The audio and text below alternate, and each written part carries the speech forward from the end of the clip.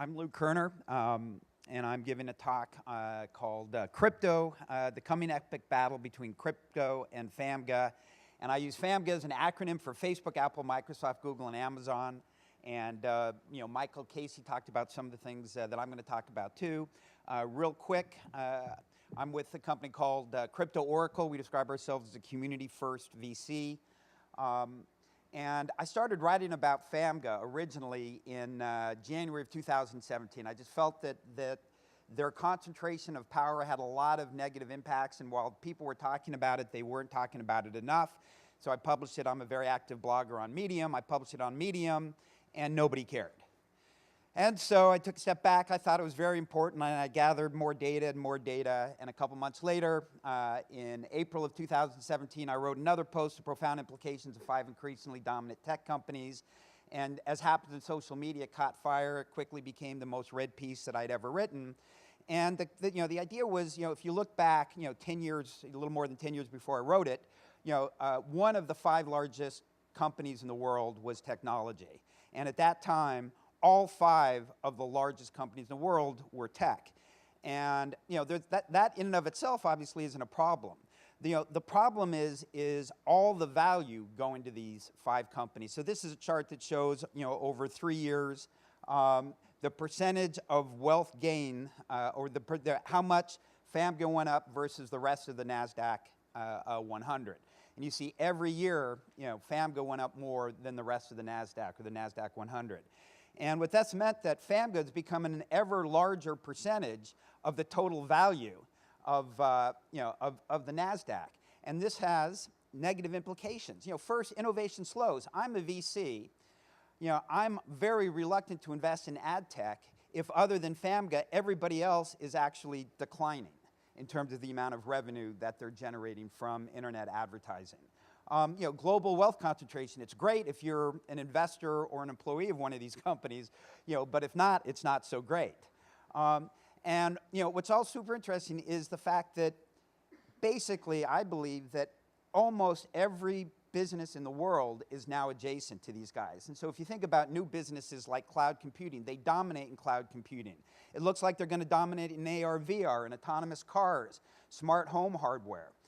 Even reusable rockets. And the reason why everything's adjacent, and this is Michael said this as well, is because data's the new oil, and these guys dominate in data, and if every business is data, then every business is adjacent to what these 5 guys are doing.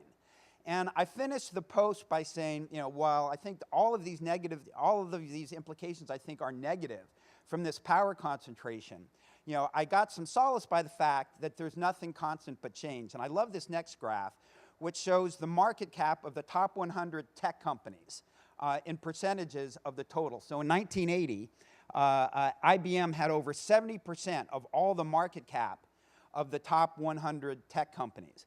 But as we moved from a mainframe to a desktop world, Microsoft became the largest cap company. As we moved from desktop to mobile, Apple became the largest market cap company. So in my view, I was encouraged by the fact that nothing's constant but change. I didn't know what new thing was going to come up, but it seems like new things came up all the time. And fast forward just a couple months, on June 29th, 2017, I saw the crypto light. And I stopped everything I was doing. I've been crypto 24/7 since. I joked that in 2013-14, I went down the rabbit hole long enough that the Wall Street Journal wrote a story on Bitcoin, quoting me as Wall Street's Bitcoin expert. But while I looked at the light I did not see it. And I saw it finally on June 29th, 2017. And I started writing. I believe there's a William Faulkner quote. I don't know what I think of anything till I read what I've written about it. So I started feverishly writing. After a month, I got an email from Medium saying, congratulations, you're one of the 50 most influential crypto writers on Medium. Didn't know that was a thing, but that was cool. My Twitter handle is Lou Kerner. And after 3 months of writing, I wrote a thought piece. I put all my thoughts together called 7 Thoughts on Crypto. After 3 months down the rabbit hole, the first piece I wrote that was the #1 piece on Medium. It was #1 for 3 days. The first thought was nobody knows anything. That we're at the very beginning of this brand new industry. I think it's going to be massive. I think it's, but nobody really knows what it's going to be.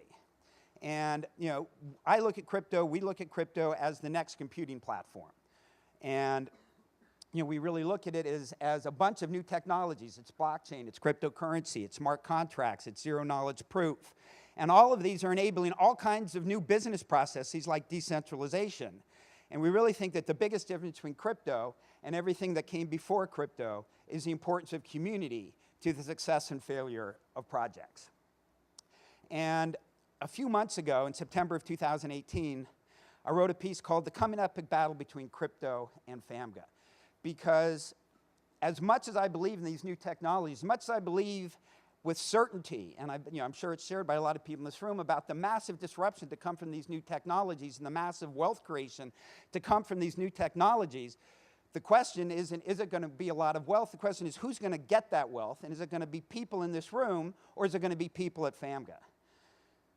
And since then, FAMGA's continued, since my earlier post that I showed you, FAMGA's continued to grow its percentage of market cap of the 100 largest tech companies.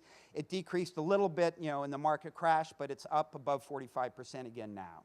And if you think about it, there's something called Occam's razor 1300, idea that the simplest thing that could possibly happen is probably the thing that happened. We spend a lot of our minds thinking about all these low probability things that could happen. And I actually believe that Occam's razor would say that FAMGA's going to get all the value, right? They've gotten more than 60% of all the value creation in tech over the last 5 years has gone to FAMGA.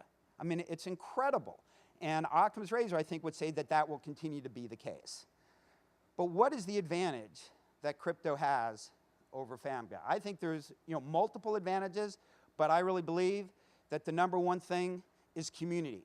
FAMGA does not have community. Nobody gets up in the morning who doesn't work at Facebook and says, I wonder how I can make Facebook a more valuable company. I want to make Google a more valuable company. They don't have communities. They're great guys, they're great capitalists, but they don't have community. And if you think about how you incentivize a community, and I know a lot about communities. The second company I ran was called Bolt. It was the largest social network in the world.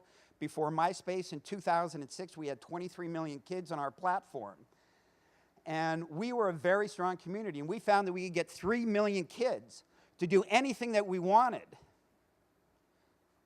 by giving them a badge that would scroll around their profile.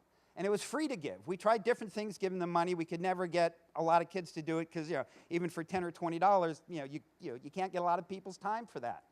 But you give them a badge. You give them something that costs nothing, but that gives them status in the community, and they go crazy over it. So as an industry, the crypto industry has largely focused on cash incentives, right? People mine Bitcoin so they can make cash, and that's great. But I really believe in 20 years, when the history of crypto is written, that non-cash incentives are going to be the much bigger driver of incentivization for communities. And NFTs can be amazing non-cash incentives to give to communities, to give to community members, to incentivize them. So that's why I'm incredibly excited. I think there are lots of great things. I think collectibles, right? They can be collectibles, they can be anything. But you can give value to your community. And the idea of a community is that everybody gets more value out of the community than they put in. When communities work well, that's how communities work. And non-fungible tokens can help make that happen. Token economics are important, governance and consensus are important.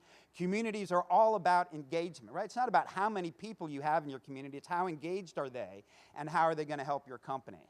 And so, we're going to try and keep on time here. I'm saying something in Amari's laws, we tend to overestimate the impact of major technology breakthroughs in the short run and underestimate in the long run. I think it's the same exact thing with crypto. It's going to be the same thing as everybody else. Lastly, I'll finish. We have 12 different community initiatives at Crypto Oracle, the largest being Crypto Mondays. 2 weeks ago, I was in Japan. We opened up the 50th Crypto Monday meetup in a new city. So, if you're in New York, come to a Crypto Monday. And if you're elsewhere, go to a Crypto Monday.